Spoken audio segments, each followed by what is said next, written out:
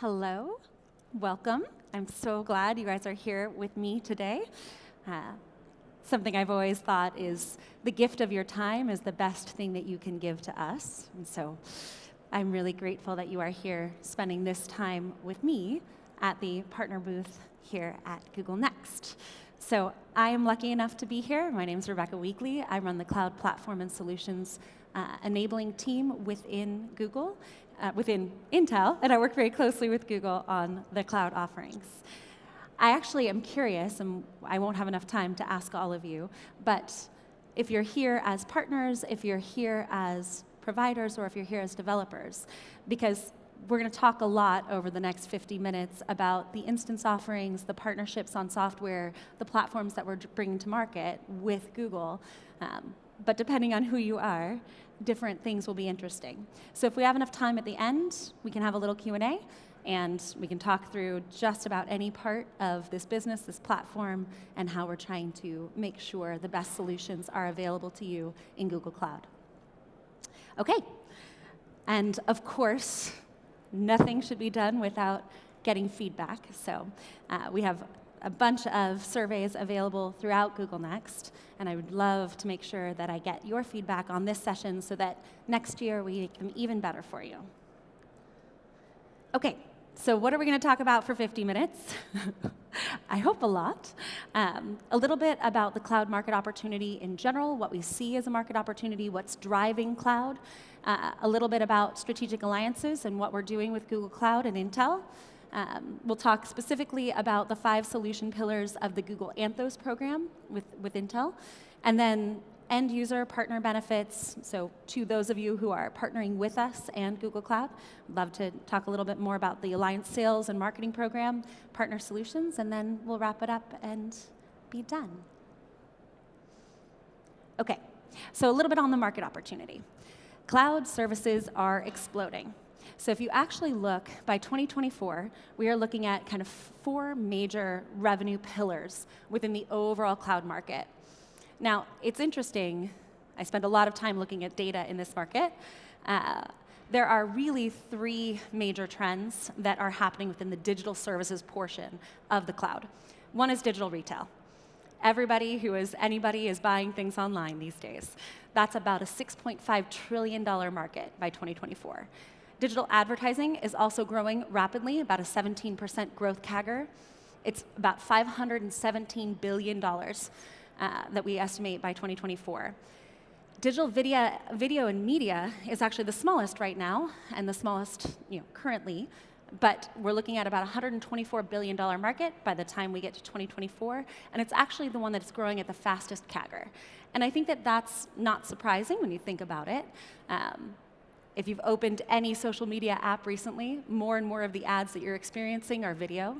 There are more and more subscription services. There's more interesting overlay experiences, whether you look at your typical media kind of experience with a Netflix, that they're now doing things like Balderdash, where it's actually a much larger video stream, a much more interesting and interactive experience that they're trying to provide and work with on you. And all of that takes a little more compute, a lot more memory, right? A very different compute experience and a lot more inferencing and low latency capabilities. So that market is, I would say, nascent in the cloud in the last 2 years, and only growing in small chunks and large chunks. So lots of interesting things there, and a lot that we do to try and make sure we're optimizing video and media services within the cloud. And then cloud services. And this is what we would think of as like X as a service, whether it's IaaS, FaaS, PaaS, SaaS, anything where you are logging into somebody else's server to experience the cloud compute, that would be an X as service or a cloud service. And by 2024, that should be a $344 billion business. Please don't quote me on these. I mean, feel free to quote me on these, but every model is wrong. I just hope they're informative. Certainly, there's a lot that is changing here.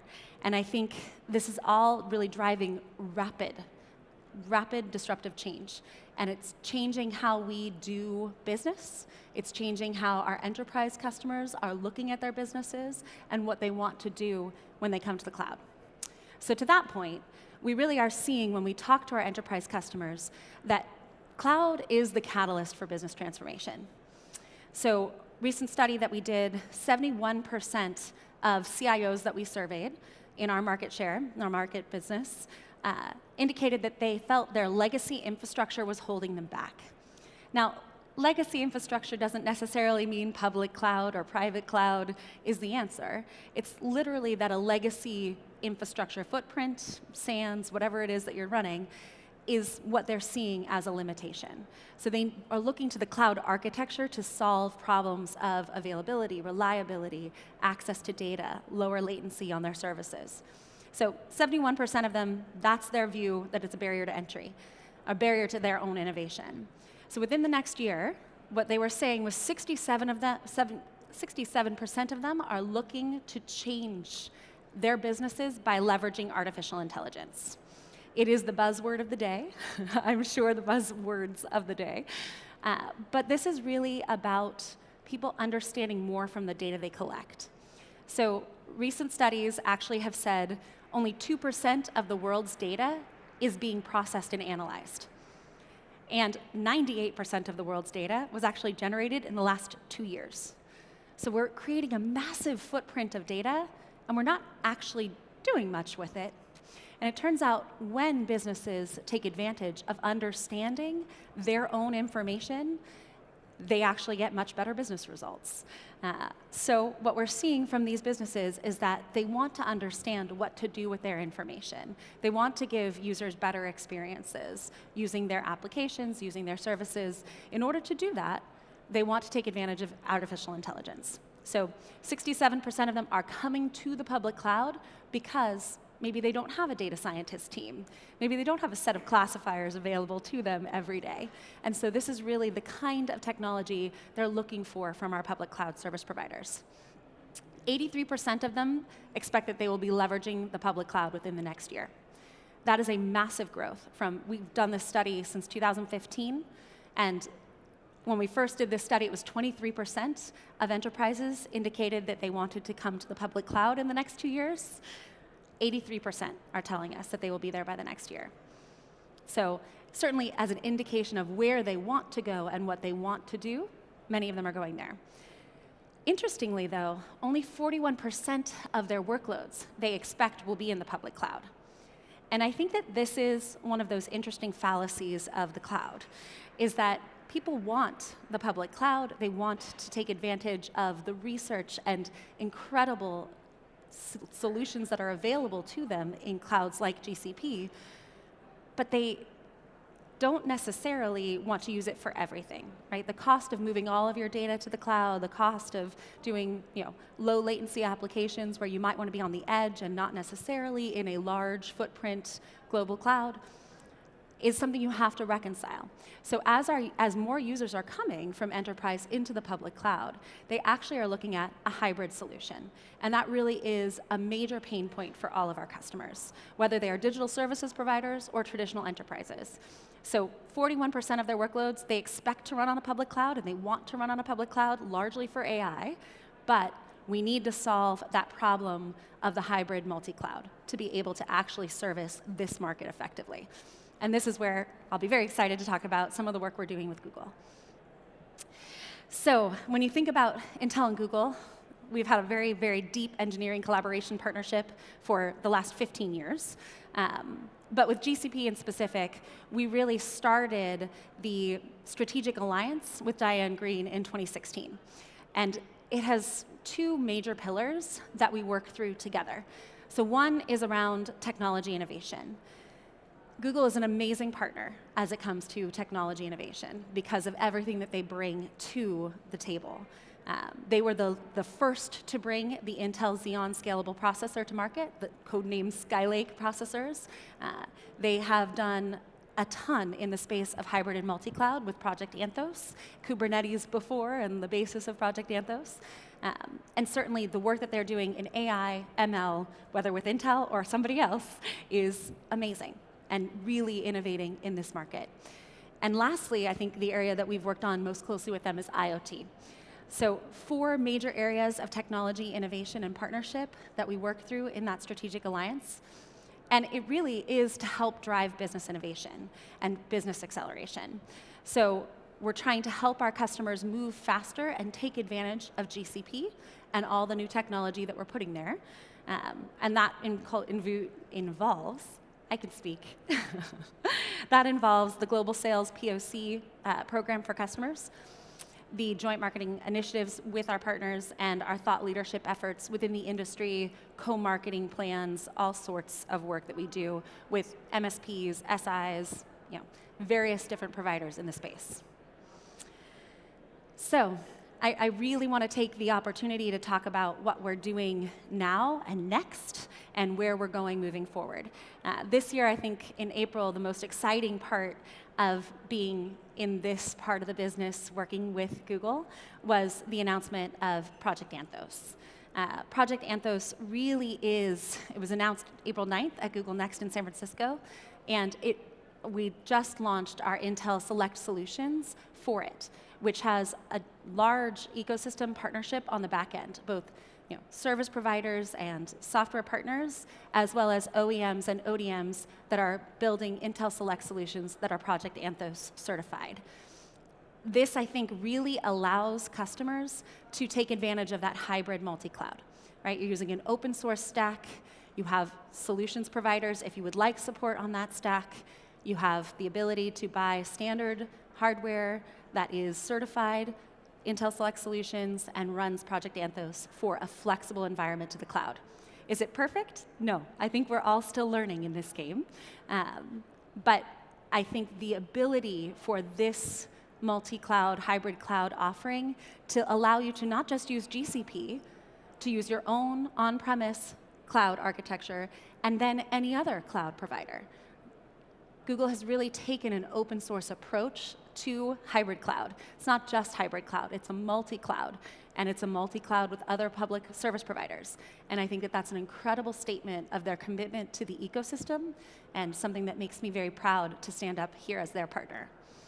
So we do a lot with them also in that open source ecosystem.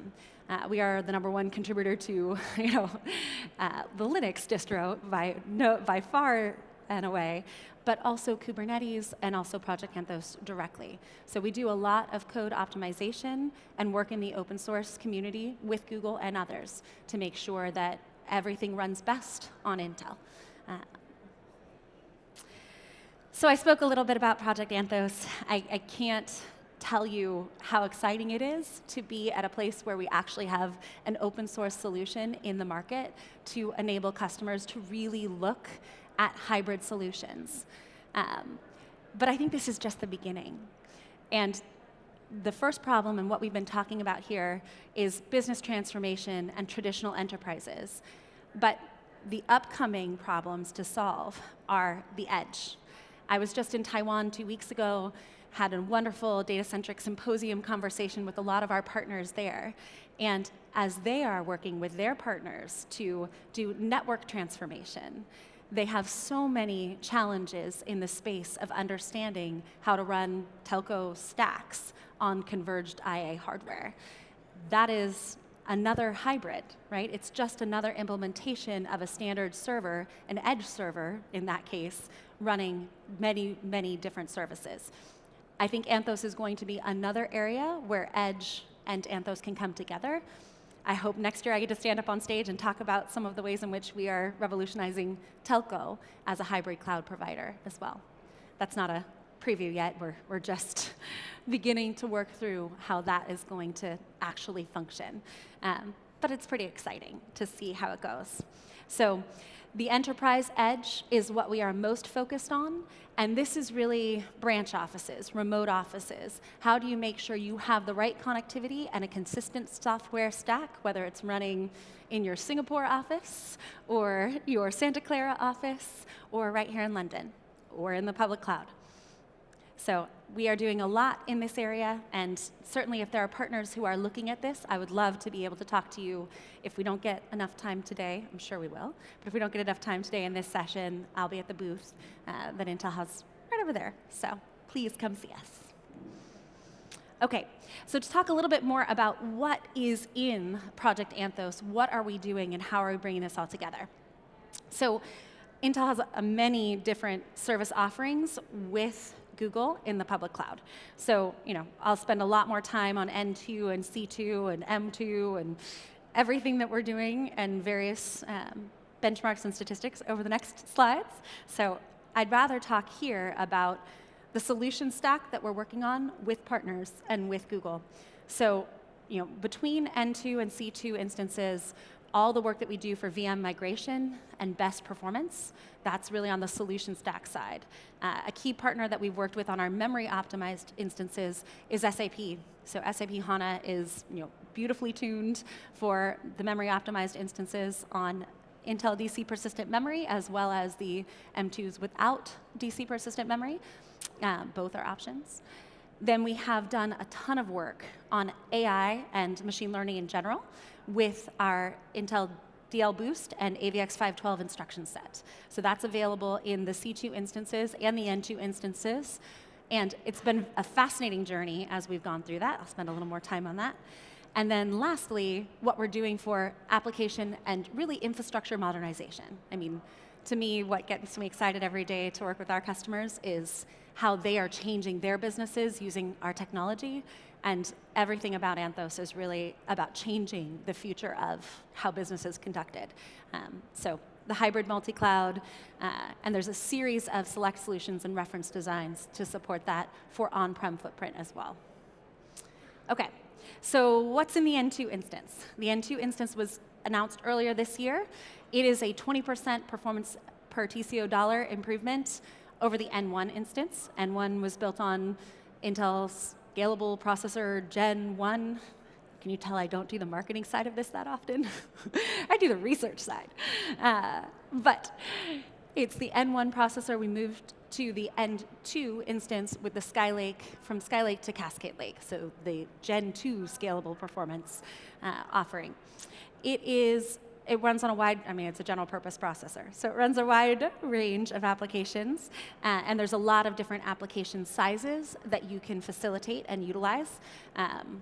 2 to 80 vCPUs available, up to 640 gigabytes of memory, up to an 8-to-1 ratio for vCPUs to your memory footprint. What's exciting about this instance is Intel's deep learning boost, I think. There's lots of things that are exciting. AVX 512 is a great feature, but it was one that was in the first generation of scalable processor. DL Boost is really one of those new features that's bringing out. What DL Boost allows you to do is to increase your throughput on Int 8 for any kind of an AI workload that leverages that lower precision. What that can do is you can get about 14x higher performance on many measured applications. Something that, when we go back to those original pillars that I was showing, the cloud runs digital services. That is what digital services providers are doing. It's e-commerce, it's retail experiences in the cloud. Those run on recommendation systems. When I go to Google or when I go to Facebook or any of these applications and I do a search, it's doing a fetch from a database. It's inferring from that database and your previous experiences what it should serve to you as a set of results. That's a recommendation system. Recommendation systems have, in one small phase, an inference. But they have a lot of data fetch, store, standard database access, and query. And this is what processors do very well. So it's been an interesting experience to work with our customers on their workloads, and I mean end customers, not just partners like Google, on their workloads to understand the actual data processing pipeline and where a processor can assist in this. And when we've gone through that, we've seen significant performance improvements in their workloads. So the new instance that was brought to market was the C2 with the April announcement. This is more performance per vCPU, about 40% more performance per vCPU. It's the highest performant core on GCP. There's multiple shapes and sizes, 4 to 60 vCPUs, a little smaller memory footprint per vCPU. 4-to-1 is the ratio that we support. And again, a lot of work here with Intel DL Boost, really optimizing this instance around HPC, AI, recommendation systems, rendering, a lot of cool workloads. So two more that I wanted to talk about is the M.2 memory optimized instance. So this instance is really about memory intensive workloads. We've been very loud and proud about SAP and the work that we've done with SAP and GCP to make sure that this is very performant in the cloud. It's a massive memory VM, so 6 terabytes, 12 terabytes available for each VM. High gigabyte throughput, so very high performance as well on the memory bandwidth, and SAP certified, which is always exciting. This is not just SAP though. I mean, there are many different workloads that run well within the public cloud, whether it's Presto, we've had SQL, I mean, many databases do much better with a larger memory footprint. You do less sharding, there's less network backhaul bandwidth issues, right? Better overall throughput and performance. So the more memory capacity you can have for your database, the better SLA to your end user. And that's really what this instance is all about. So 3x more memory capacity per VM than the M1 instance is what this offers. And I think it's been really exciting for overall database performance. The M.2 with DC persistent memory obviously goes even further on this one. So for example, with SAP HANA, we were able to get about a 12x performance improvement by bringing more memory capacity within that node. To that point I was making about the less you shard the database, the more it is local access, the lower overall latency it's going to be. This is really where I think we are revolutionizing databases. And the web has quite a few databases in the world. So I get very excited about this one. It's incredibly fast on restart time, much lower cost than a DRAM-based system, much higher capacity within your compute footprint that you can manage. So we've been working with so many partners for DC persistent memory, and with GCP being the first to come to market with their alpha of this. Again, to that point that we made at the beginning, why is Google such a great partner for Intel? It's because they bring out new technology so quickly, and they really do try and make sure that the industry is enabled to go forward. And we love partners like that. So there's a lot of public testimonials on DC persistent memory and the M2 instance.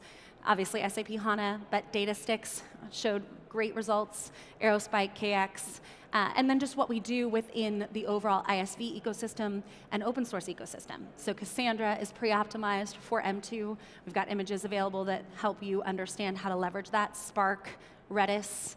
And sometimes we do it in an open source fork, and then Redis Labs picks it up 3 months later. But it's certainly an ecosystem that is building actively, and I think incredibly exciting and interesting to see how it is changing the database market. So it's lower cost, it's faster, it's lower latency than SSDs. I don't know.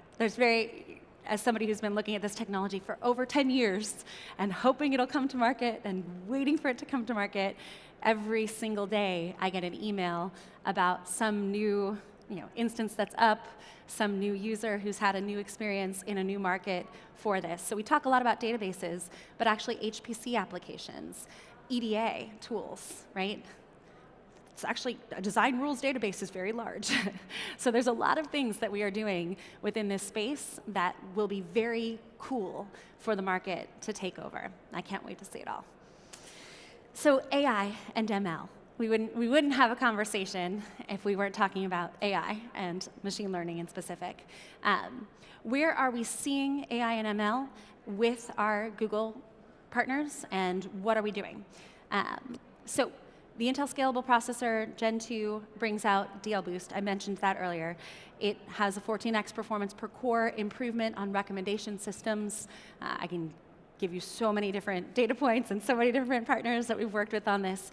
But recommendation systems are something we talk about a lot. It's about 62% of AI workloads that run in the cloud are recommendation systems.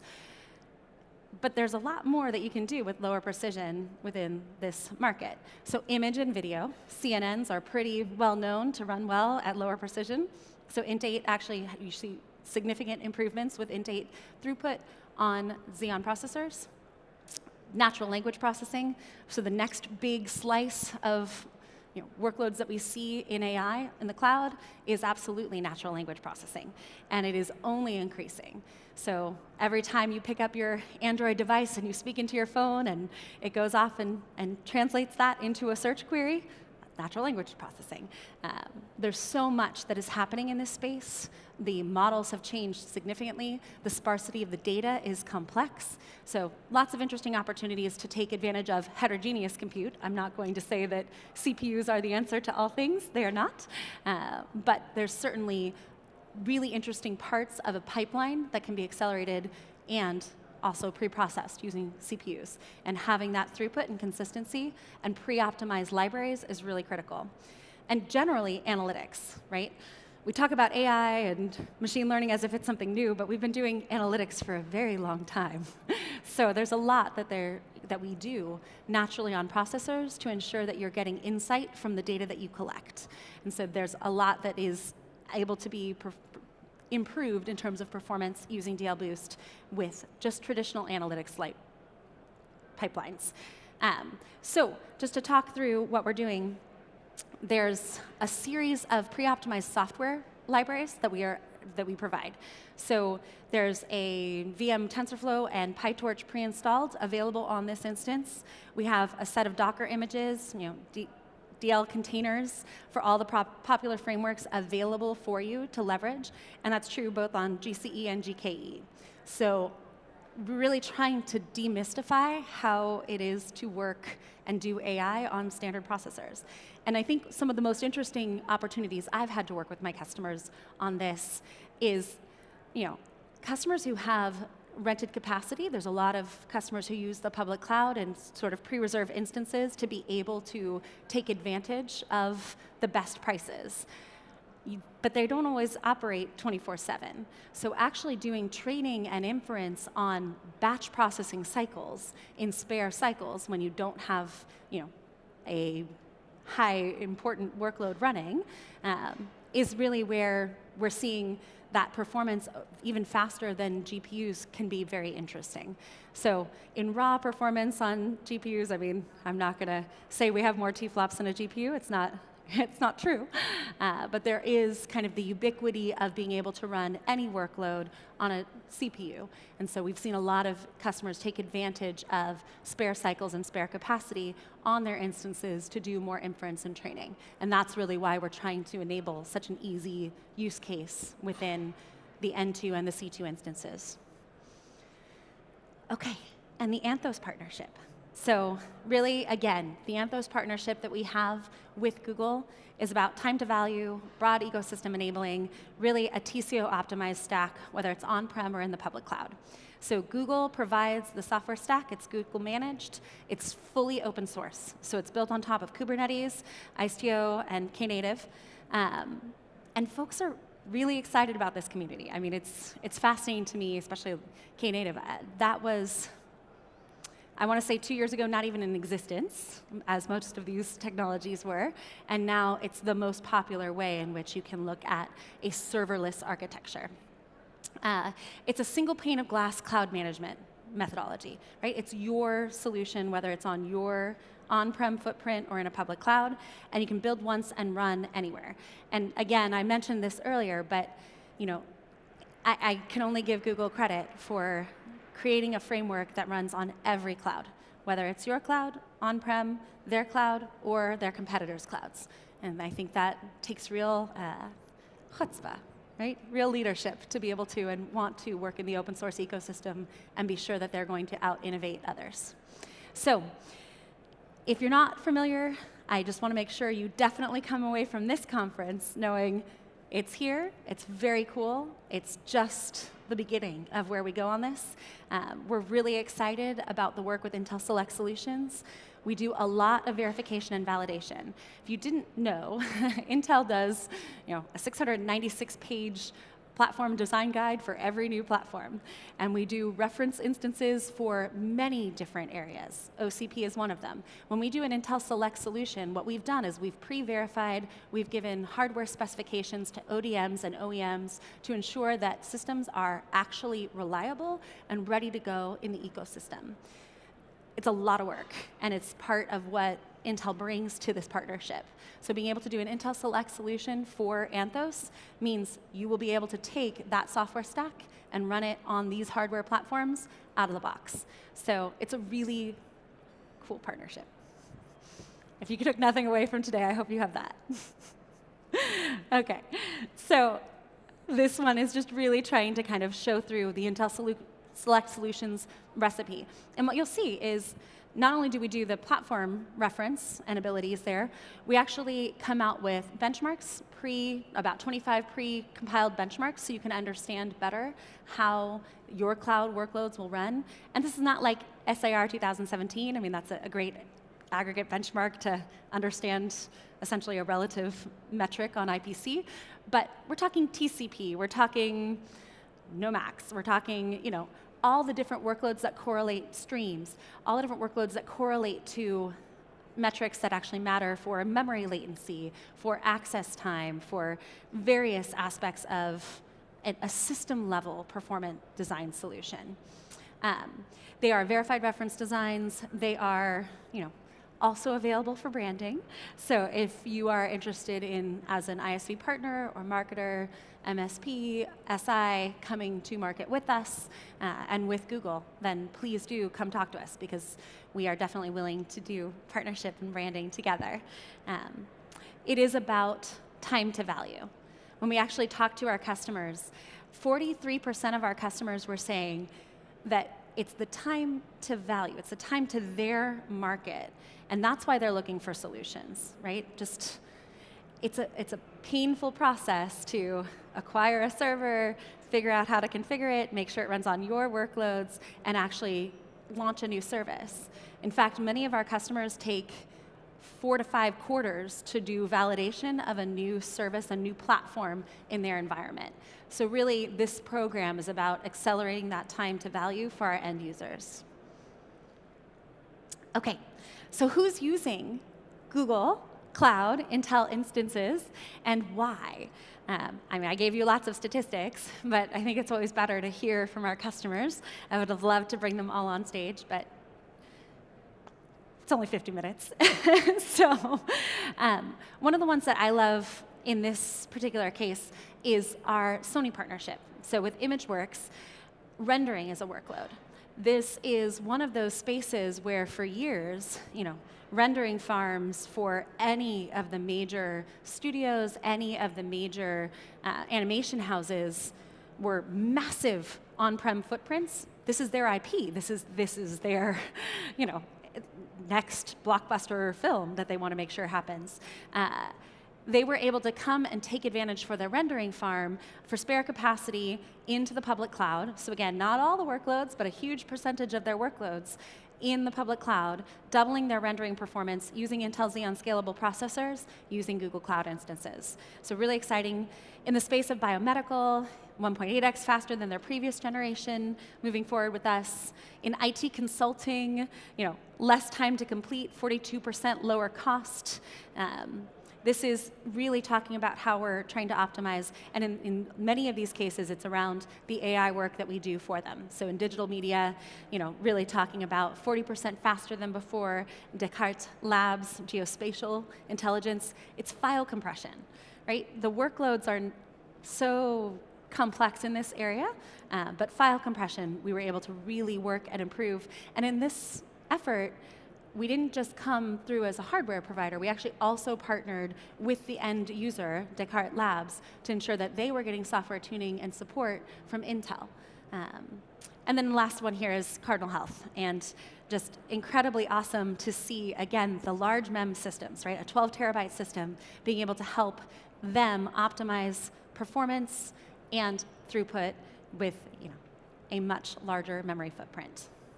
So this is why we all, I think, get excited every day to do this work, is to see what they're able to do, what all of our partners are able to do on top of the public cloud, on top of Intel. So how can we get more involved with you? I hope you came to this session because you wanted to learn more about how you could partner with Intel and Google. We provide the partner benefit, the Google Cloud Alliance, the Intel Google Cloud Alliance. So that involves GCP credits, so enabling resources, engineering support, as I mentioned. This could be benchmarking and performance solutions to make sure what you're offering in the cloud is something you can market, or it could be using developer kits and tuning your own workloads. sales collaboration. I see my sales partner sitting in the sitting in the office right there. Marketing exposure, so trying to make sure that your name gets out there and trying to use our name if possible to help drive that. It's also about GCP credits, so for new workloads. So there's a kind of extra kicker to be able to drive new workloads into the cloud, extra GCP credits in that space. Migration funding, so as you're looking at something like Anthos for a multi-cloud offering, working with you on migrating and actually bringing that to the public cloud. Engineering support, I will say it's best in class. I think they're pretty great. Intel has 15,000 software engineers, and we do a ton of work in the open source ecosystem and in programs like this to help drive effective solutions on IA. And then access to the latest technology, right? It's Google. Google brings the latest technology out first. And so that's really an area where you get the opportunity to partner with a first-class provider. So I hope I'll tell you a little bit more about the Alliance Sales Program and the marketing programs, but I hope that you will come see, actually, Pascal, do you guys want to raise your hand? Come see us in the booth if you're interested in this program. So this is a funded POC program.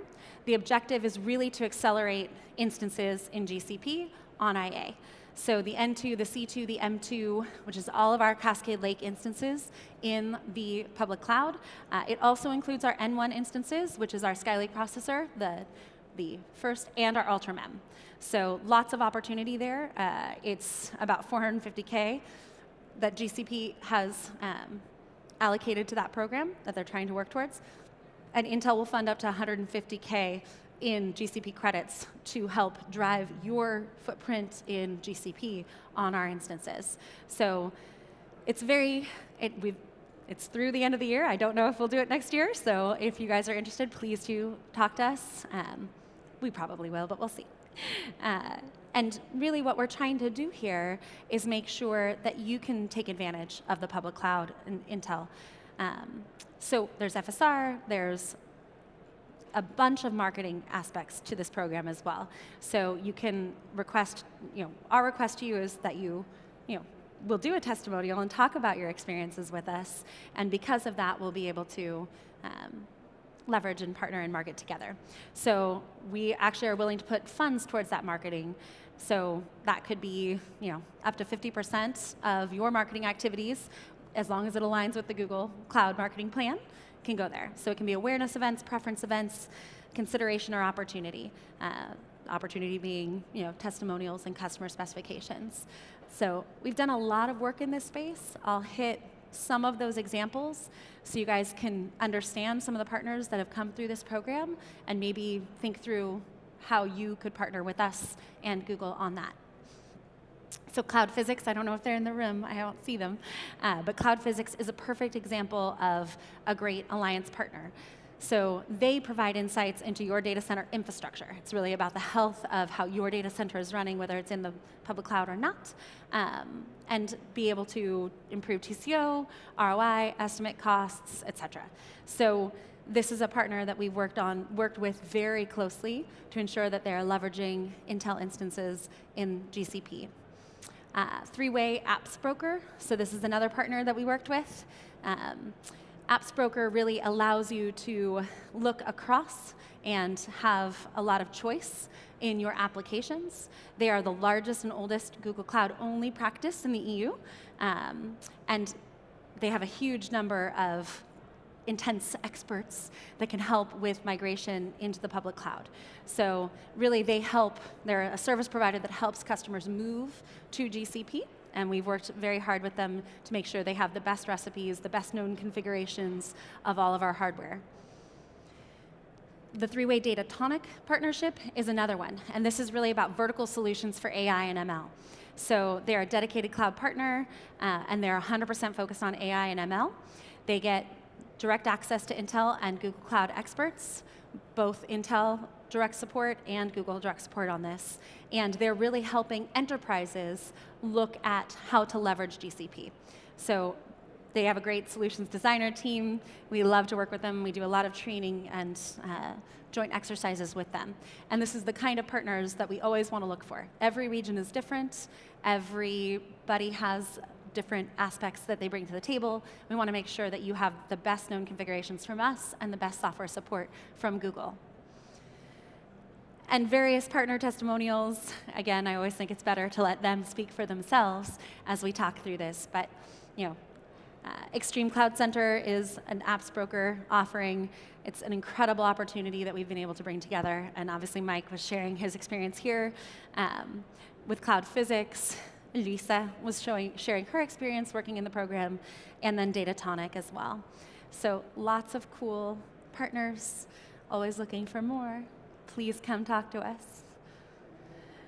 The real goal here with any of these programs is to accelerate our end users' deployments, whether in on-prem cloud or the public cloud, to make sure it works together and to make sure that they know how to leverage our solutions. So please test drive our new instances with Google Cloud. We're very excited about them, particularly M2 and the Anthos offerings. And please make sure to talk to us about leveraging the Intel Google Cloud Alliance.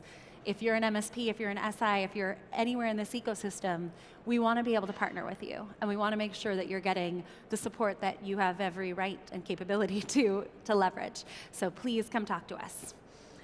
Thank you so much. I have a little bit of time for questions, if anybody has any questions for me. The lovely folks wearing white t-shirts are our partners here in the booth. So if you guys are in the room, auditorium. So if you have any questions, please grab a microphone. Otherwise, I probably won't hear you, which would be a shame. I'm here to hear from you.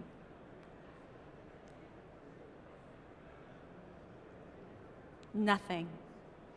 You all know everything you can possibly use in GCP and how well it is configured to run on IA. Well, I'll take your shyness then as an indication that either you haven't had enough coffee or you'd rather I get off the stage. So I will just ask, please do come see us in the booth. We're really excited to partner with you. So thank you for coming.